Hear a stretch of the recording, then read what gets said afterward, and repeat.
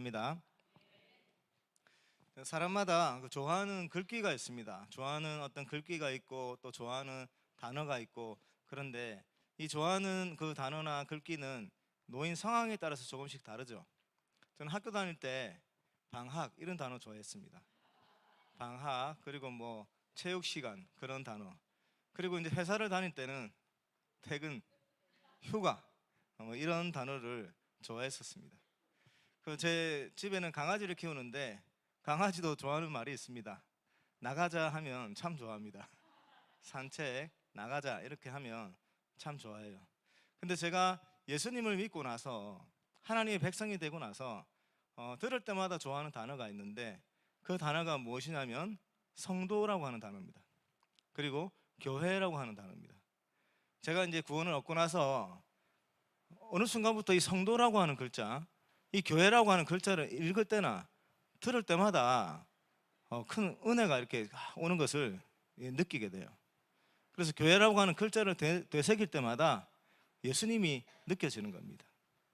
여러분, 제가 왜 이 성도라고 하는 글자, 교회라고 하는 글자를 볼 때마다 그런 은혜를 받게 될까요?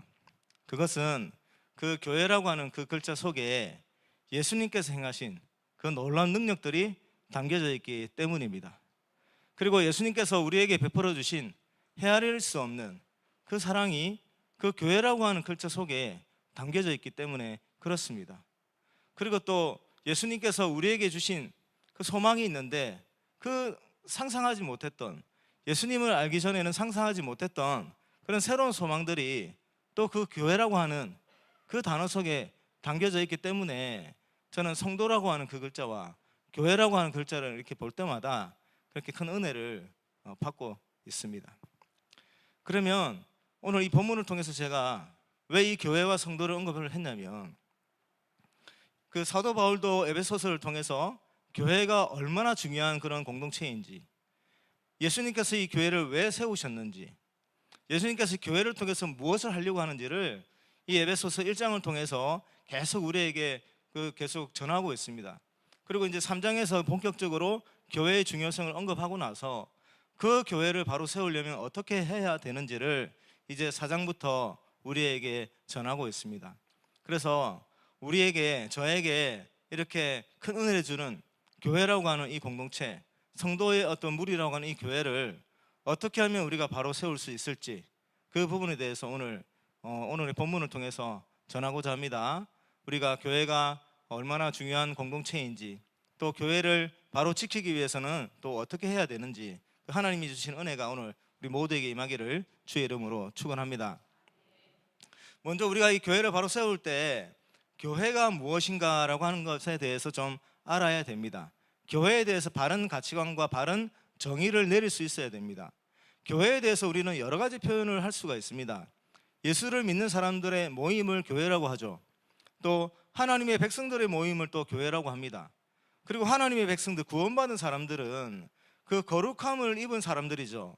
그래서 거룩한 백성들이라고 해서 성도라고 표현을 하는데, 이 성도들의 모임이 바로 교회입니다. 자, 그런데 오늘 사도 바울은 이 교회에 대해서 좀 색다른 표현을 쓰고 있는데, 어떻게 그 교회를 정의를 내리고 있냐면 12절 말씀에 있습니다. 이 교회를 그리스도의 몸이다라고 그렇게 표현하고 있습니다. 오늘 12절 말씀 한번 잠깐 보시겠습니까? 12절을 보시면 이는 성도를 온전하게 하여 봉사의 일을 하게 하며 그리스도의 몸을 세우려 하심이라, 이렇게 표현하고 있습니다. 여러분, 왜 교회를 바로 세우게 하기 위함이다라고 표현을 하지 않고 그리스도의 몸을 바로 세우려 함이다라고 하는 표현을 썼을까요? 교회라고 하는 단어를 써도 되는데 이 교회라고 하는 그 단어를 쓰지 않고 사도 바울은 그리스도의 몸이다라고 하는 표현을 썼습니다. 에베소서 1장을 시작하면서 예수님과 이 교회의 관계를 몸과 머리의 관계로 이미 한번 정의를 내렸거든요, 사도 바울이. 그리고 오늘 또 이 4장 12절 말씀에서 사도 바울은 교회를 그리스도의 몸이다라고 정의를 내리고 있습니다. 여러분, 이 그리스도가, 이 교회가, 성도들의 무리인 이 교회가 예수 그리스도의 몸이다 할 때는 교회와 예수님과의 관계가 서로 연합된 관계임을 강조하는 것이죠. 예수님은 교회의 머리고 교회는 예수님의 몸이다. 서로 뗄래야 뗄 수 없는 연합된 관계, 예수님과 절대로 뗄 수 없는 단단하게 고정 붙어 있는 그런 연합된 관계라고 하는 사실을 그리스도의 몸이다라고 하는 표현을 써서 또 강조를 하고 있습니다. 예수님과 성도들의 관계도 연합되어 있지만 이 그리스도 몸이다 할 때는 그 성도들 사이에서도 연합된 관계라고 하는 사실을 또 우리에게 강조하고 있는 거예요. 성도들의 모임이 교회입니다. 이 교회가 예수님의 몸이에요. 그런데 이 몸이 각 마디를 통해서 전체가 이 몸을 구성하고 있는 모든 지체가 다 마디를 통해서 한 몸으로 연결이 되어 있는 그런 존재가 바로 교회다라고 하는 거예요. 그래서 그것을 강조하기 위해서 그리스도의 몸이다라고 표현을 하고 있습니다. 여러분, 이렇게 우리가 교회에 대해서 정의를 내릴 때 교회가 그냥 뭐 중요한 공동체다, 아니면 뭐 너무너무 아껴야 되는 공동체다, 이렇게 표현하는 거 하고 이 교회가 그리스도의 몸이다라고 표현할 때 그 교회를 대하는 그런 태도가 달라지겠죠. 여러분, 교회가 그리스도의 몸이다 할 때 그 교회 속에는 누가 포함되어 있는 겁니까? 우리 자신이 포함되어 있는 거예요. 그러니까 다르게 표현하면 나라고 하는 이 한 사람이 예수 그리스도의 몸이다라고 하는 거예요. 여러분, 그 사실을 분명하게 인식하고 있는 성도가 교회에 어떤 어려움이 생기고 교회에 중요한 일이 있을 때 그 교회를 대하는 태도, 교회를 임하는 어떤 자세가 그 다른 사람들하고는 완전히 다르겠죠. 그냥 이 교회는 중요한 공동체입니다, 뭐 그렇게 표현하는 사람들하고 이 교회가 그래서 몸이다라고 하는 것을 말하는 사람들하고는 그 교회를 대하는 태도가 완전히 다르게 되는 것이죠. 그래서 사도 바울은 아마 스스로가 이렇게 깨달았을 거예요. 스스로가 이렇게 느꼈을 겁니다. 스스로가 나는 그리스도의 몸이다 라고 하는 사실을 아주 절실하게 깨달은 이 사도 바울이 에베소 교회 성도들을 향해서도 그리스도 몸이다 라고 하는 표현을 쓰고 있는 것이죠. 여러분, 그리스도 몸이다 라고 하는 것을 자각하고 살아가는 성도들은 교회 안에 어떤 문제가 생겼을 때 어떤 태도로 임하겠습니까? 우리 신체를 비교하고 있습니다. 사도 바울이 신체를 비교하고 있는데 손과 발이 서로 다른 곳에 위치해 있죠. 근데 발에 난 상처를 그대로 방치를 하면 그 몸이 건강한 몸이 되겠습니까? 발에 난 상처를 가만히 두면 결국에는 그 상처가 곪아서 그 다리로 옮겨갈 수 있는 것이고, 다리가 병이 들어서 고치지 못하는 상황이 돼버리면 그 몸은 불구의 몸이 돼버리는 거예요. 그래서 몸의 병이 어떤 한 부분에 상처가 생기고 염증이 생기고 아픔이 생기면 그럼 반드시 치료해야 되는 겁니다. 그래서 교회가 그래서 몸이다라고 생각하고 있는 사람들은 교회에 일어나는 여러 가지 문제들에 대해서 내 몸에 일어난 일이다라고 생각할 수밖에 없는 것이죠. 우리 선교회 모든 성도님들은 이 교회가 그리스도의 몸이다라고 하는 이 구절이 정말 가슴으로 와닿는 은혜가 있기를 주의 이름으로 축원합니다. 자, 그러면 이 교회가 그리스도 몸인데 그리스도 몸된 교회를 바로 세우려면 어떻게 해야 되는지를 살펴보겠습니다. 14장 11절을 보시면 그가 어떤 사람은 사도로, 어떤 사람은 선지자로, 어떤 사람은 복음 전하는 자로, 어떤 사람은 목사와 교사로 세우셨으니 라고 되어 있습니다. 여기서 그는, 시작할 때 그는 예수님을 말하는 거예요. 예수님이 교회를 위해서 선지자도 세우고 사도도 세우고 복음 전하는 사도 세우고 목사도 세우고 교사도 세우셨습니다. 그렇게 교회에 가르치는 사람들을 세운 이유가 있는데 그 이유가 12절 말씀에 있어요. 12절을 보시면 이는 성도를 온전하게 하여 봉사의 일을 하게 하며 그리스도의 몸을 세우게 하심이라, 세우려 하심이라. 그리스도의 몸을 세우기 위해서 무엇이 필요하냐면 봉사하는 사람이 필요한데, 이 봉사하는 사람은 어떤 사람이 되어야 하냐면 온전한 사람이 되어야 합니다. 그래서 예수님이 교회 안에 선지자도 세우고 사도도 세우고 목사와 교사를 세운 이유는 그 교회의 모든 성도들을 온전한 사람이 되게끔 하기 위해서 세운 거예요. 그래서 교회에 속한 모든 성도들은 온전한 사람으로 자라나가야 합니다. 이것이 우리가 가장 중요하게 기억해야 되는 부분입니다. 교회에 속한 모든 성도들, 예수 그리스도를 믿는 사람들, 하나님의 은혜를 입어서 거룩한 백성이 된 우리 모두는 온전한 사람이 되어서 교회를 섬길 수 있어야 합니다.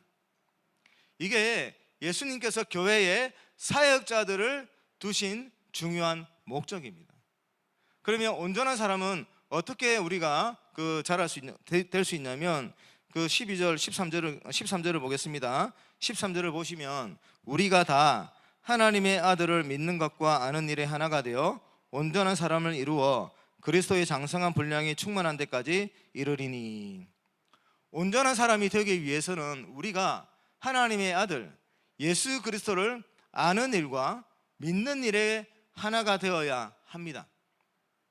우리가 이 일을 위해서 가장 많은 노력을 기울여야 하는 것이죠.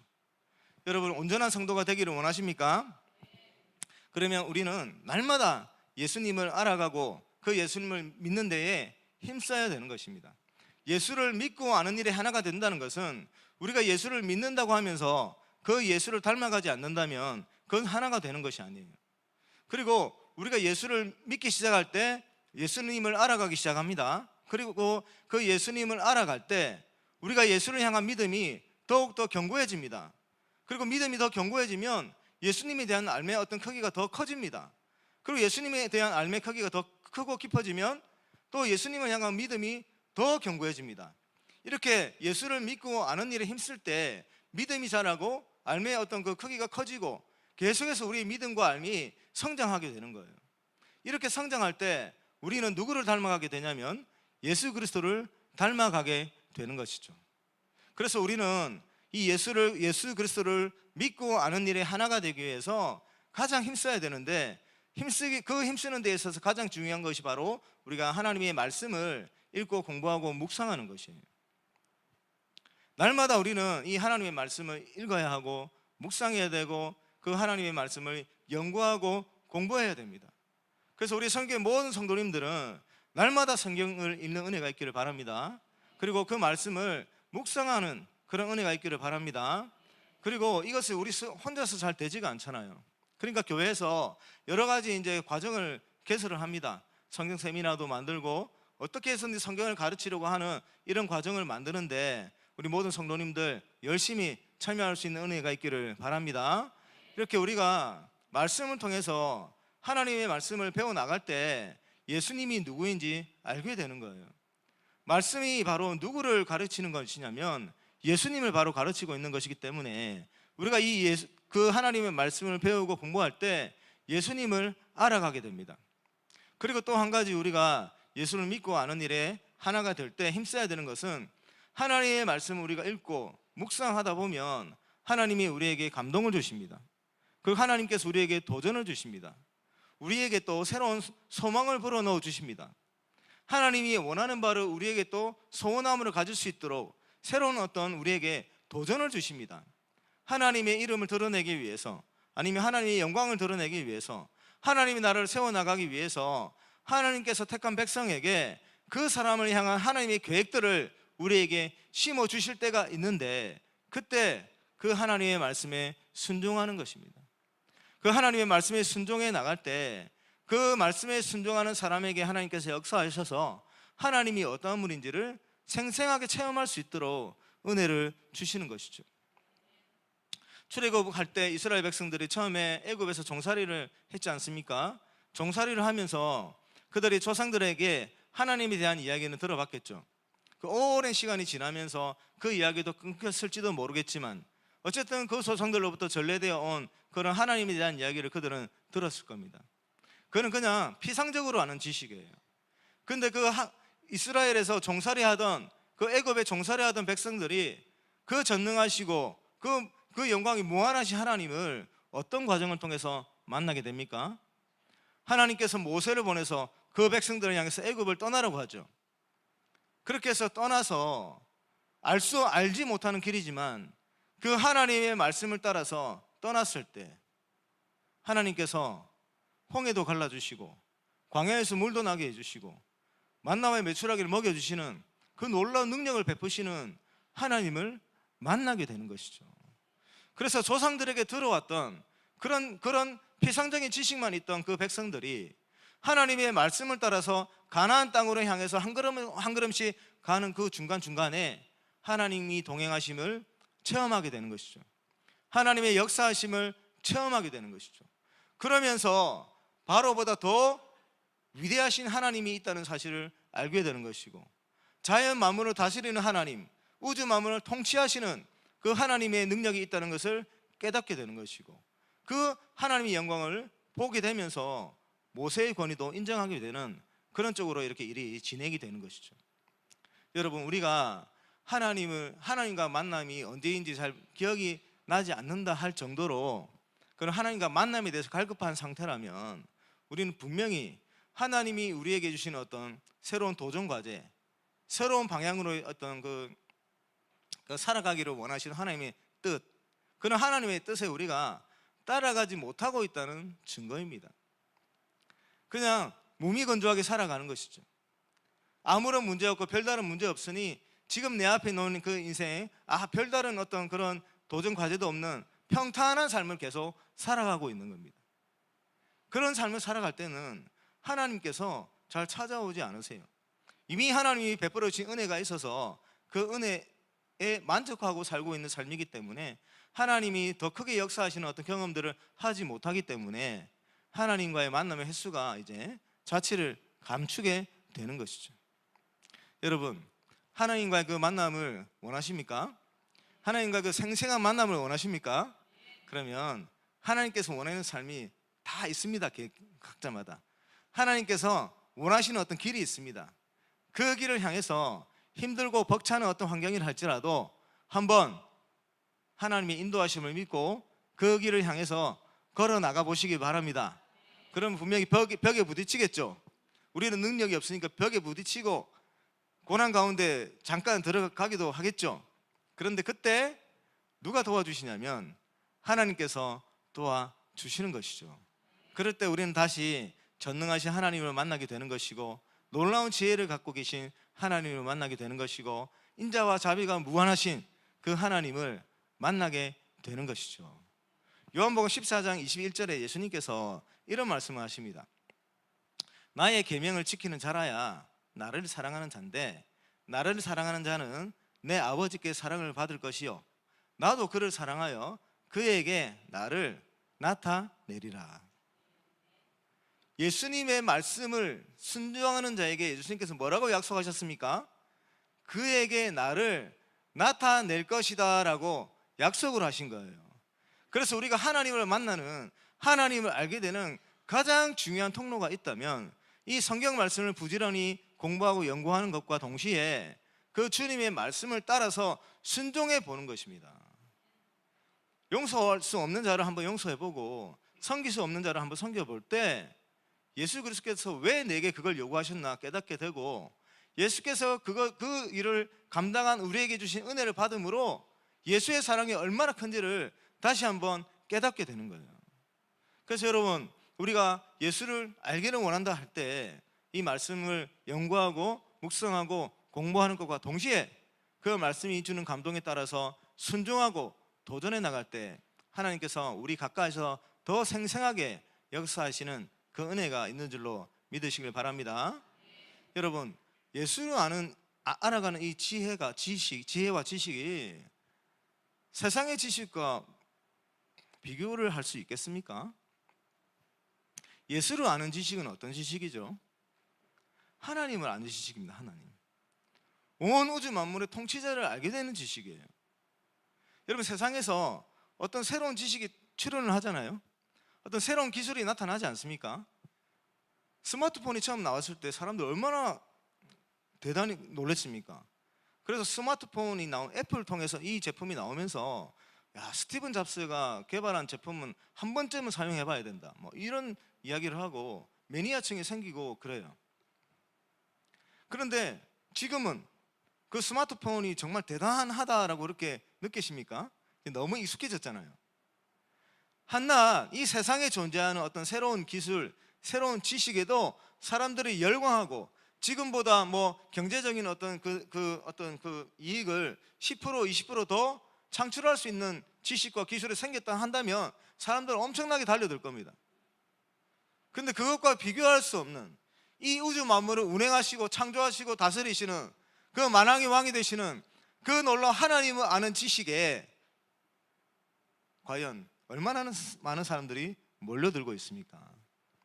세상 사람들은 하나님을 알지 못하니까 그럴 수밖에 없겠지만, 이제 예수를 믿음으로 하나님의 백성이 된 우리 성도님들은 그 하나님을 알게 되는 지식, 그 지식을 얻을 수 있는 현장 가운데 사모하는 마음을 가지고 그 열심을 가지고 모두 나올 수 있기를 주의 이름으로 축원합니다.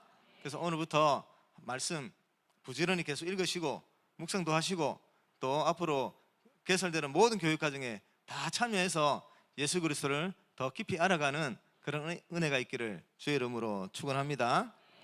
자, 이렇게 예수를 믿고 아는 일에 하나가 될 때 온전한 사람이 됩니다. 그런데 이것을 우리가 하지 못하잖아요. 예수님을 믿고 아는 일에 하나가 되지 못해요. 그러면 온전한 사람이 되지 못하죠. 온전한 사람이 되지 못하면 이제 무슨 일이 일어날까요? 그 말씀이 14절에 있습니다. 이는 우리가 이제부터 어린아이가 되지 아니하여 사람의 속임수와 간사한 유혹에 빠져 온갖 교훈의 풍조에 밀려 요동하지 않게 하려 함이라. 그러니까 온전한 사람이 된다는 것은 어린아이가 되지 않는 것이죠. 그래서 온갖 교훈의 풍조에 밀려서 요동하지 않는 사람이 된다는 거죠. 온전한 사람이 된다는 것은. 근데 온전한 사람이 안 되면 어떤 존재라는 거예요? 어린아이라는 거예요. 영적으로 어린아이라는 겁니다. 이런 어린아이들은 어떤 특징이 있냐면 사람의 속임수에 휘둘리는 거예요. 간사한 유혹에 다 넘어가는 거예요. 그래서 온갖 교훈의 풍조, 그러니까 그 시대에 유행하는 세상 사람들이 말하는 어떤 그런 그 가치관, 어떤 원리, 그런 것들을 따라서 복음의 진리가 아니고 하나님이 원하는 길이 아닌 잘못된 방향으로 막 이리저리 막 요동치면서 밀려다닌다는 거예요. 이게 온전한 사람이 되지 않으면 교회 안에서 이런 일이 넘쳐난다는 거예요, 여러분. 그러니까 교회가 어렵고 시끄럽고 싸움이 많은 교회들은 온전한 사람들이 없는 거죠. 온전한 사람들은 없고 어린아이들이 많은 거예요. 그런 어린아이들이 많은 교회이기 때문에 이것이 진리의 길인지도 모르고 세상 교훈의 풍조에 밀려가지고 서로 막 싸우기 바쁜 거예요. 여러분, 이런 일이 일어나는데 우리가 어린아이로 머물러 있어서는 되겠습니까? 우리 모든 분들은 어린아이로 머무는 사람은 단 한 분도 없기를 주의 이름으로 축원합니다. 여러분, 그 2차 세계대전 때 독일이 그 유대인들을 많이 학살했잖아요. 주변 이웃 나라들 침공하면서 그 유대인들을 많이 학살했는데 독일이 어떤 나라입니까? 독일이 종교개혁이 일어난 그런 나라였어요. 그리고 기독교 국가였습니다. 그런데 그 나라 전국이 교회로 가득 차 있고 모든 사람들이 다 예수를 믿는다고 고백할 정도로 그런 예수를 믿는 사람들로 가득 찬 나라인 이 독일이, 그 물론 히틀러가 주도를 했겠지만 나라를 이끄는 몇몇 지도자들이 앞장을 섰겠지만 왜 그렇게 아무런 이유도 없이 그 유대인들을 학살하는 그 일에 왜 그렇게 반대가 없었을까요? 왜 그렇게 히틀러는 아무런 겁도 없이 다른 나라 눈치는 뭐 두 번째로 친다 하더라도 자기 나라 국민들에 대한 그런 눈치도 보지 아니하고 왜 그토록 무모하고 그 끔찍한 일을 그렇게 자행을 했을까요? 독일의 교회들이 그 히틀러를 향해서 아무런 소리를 못했습니다. 교회 안에 온전한 사람들이 없는 것이죠. 교회 지도자들 가운데 온전한 사람이 없는 것이죠. 교회에서 신앙생활을 했다는 그 국민들 가운데 온전한 사람이 없는 거예요. 무엇이 하나님이 원하는 길인지, 무엇이 정말 하나님이 공의를 이루는 것인지, 무엇이 정말 구원받은 백성으로서 어떻게 살아가야 하는 것인지, 거기에 대해서 정말 온 힘을 기울이며 살아가는 그런 성도들이 눈에 찾아볼 수 없을 정도로 드물었다는 겁니다. 물론 그 가운데 정말 그 히틀러의 그 정책을 비판하고 목숨 걸고 그래서 반대했던 그런 지도자들도 있었습니다. 그러나 대부분의 교회와 성도와 그 교회 지도자들은 그 히틀러의 만행 앞에 아무런 소리도 못하고 그 동조했었어요. 국가의 정책이. 왜 그렇습니까? 온전한 성도가 없기 때문에 그렇습니다. 오늘날에도 어떤 교회들을 가보면 담임 목사님 파가 있고 장로님 파가 있대요.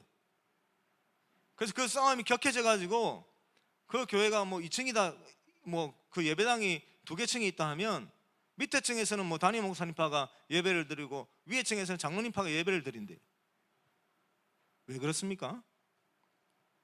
무엇이 진리의 길인지를 그걸 확인하고 그 진리의 길을 찾고자 끊임없이 힘쓰고 노력하는 온전한 사람들이 자치를 감춘 것이죠. 그러니까 그렇게 자기 편의 유익을 위해서 그렇게 교회가 찢어짐에도 불구하고 그런 싸움을 계속해서 하는 사람들은 어떤 사람들입니까? 어린아이들이죠. 어린아이들입니다. 사람의 속임수에 빠져서 흔들리는 어린아이들이고, 그 간사한 유혹에 넘어가는 어린아이들이고, 그 세상이 말하는 대로 이끌려가는, 그래서 이리저리 밀려서 요동치는 그런 어린아이들이죠. 우리가 예수를 알지 못하고 예수를 믿지 못하면 이런 사람이 된다는 거예요. 예수를 알지 못할 때 그 누구도 장담할 수 없습니다. 세상에서 말하는 어떤 합리주의, 여러 가지 세상에 말하는 어떤 그 교훈들에 우리가 넘어가가지고 이것이 복음의 진리를 따르는 길인지를 분별하지 못해가지고 서로 의를 얘기합니다. 상대편은 다 의로움을 얘기를 해요. 그런데 정작 결과는 분쟁이 일어나고 싸움이 일어나고 시기 질투가 일어나고 교회가 무너지는 그런 결과가 나오게 되는 것이죠. 왜 이런 일들이 일어나냐면 온전한 사람으로 성장하기를 거부하고 어린아이로 머물러 있기 때문에 교회 안에서 이런 일들이 계속해서 일어나게 되는 것입니다. 우리 사랑하는 성인교회 성도 여러분들은 예수 그리스도를 믿고 아는 일에 온 힘을 기울여서 온전한 사람으로 성장할 수 있는 은혜가 있기를 바랍니다. 여러분, 이 교회의 역사를 한번 살펴보십시오. 우리 많이 들어왔지 않습니까? 초대교회 때 교회가 어떤 상황에 놓여 있는지. 교회가 어떤 상황에 놓여 있었습니까? 예수를 믿는 그 사람들이 죽임을 당하는 일들이 생겨났어요. 예수를 죽였던 자들이 예수님을 따르는 그 사도들도 죽이기 시작했습니다. 사도들 가운데 야고보라고 하는 그 사도가 첫 번째 순교자였죠. 그리고 예수를 진실히 믿었던, 지혜와 성령이 충만했던 스데반 집사도 순교를 당했습니다. 그리고 그 스데반을 죽이는데 앞장섰던 사도 바울도 나중에는 신실한 그리스도인이 되었죠. 그 사도 바울이 어떤 길을 걸어갔습니까? 결국에는 그 예수를 믿는 그 사실 때문에 죽임을 당했습니다. 이게 예수를 믿는 사람들이 모인 교회가 시작하고 오늘날까지 오면서 교회 역사 가운데 수시로 일어났던 일들이에요. 교회 안에 어려움이 멈추질 않았고 여러 가지 핍박과 탄압이 교회 가운데 지속적으로 다가왔습니다. 그런데 오늘날까지 이 교회가 건재하고 이 교회가 더 많은 지역으로 뻗어나가고 과거와는 비교할 수 없을 정도로 수많은 사람들이 예수를 믿고 지금 이 대한민국에도 많은 지역에 교회가 생겨난 이 일들이 어떻게 해서 이루어졌을까요? 물론 하나님께서 이 교회를 보호하고 지켜오셨죠. 그런데 그 가운데 누가 이 교회를 지켜왔겠습니까? 예수 그리스도를 믿고 아는 일에 하나가 된 사람들, 그 온전한 사람들이, 이 교회는 예수 그리스도 몸이다라고 고백하는 그 사람들이 이 교회에 다가오는 어려움과 핍박 앞에 자기 몸을 돌보고자 하는 그 마음 가지고 이 교회의 어려움들을 헤쳐나가기 위해서 노력했던 그 온전한 사람들, 그 온전한 사람들이 시대마다 교회마다 있었기 때문에 교회가 오늘날까지 이렇게 건재하고 더 많은 지역으로 확산해 나가고 있다는 사실을 믿을 수 있기를 바랍니다. 여러분, 이 온전한 사람들, 우리 성령교회 모든 그 성도님들 가운데 온전한 사람들로 충만한 은혜가 있기를 주의 이름으로 축원합니다.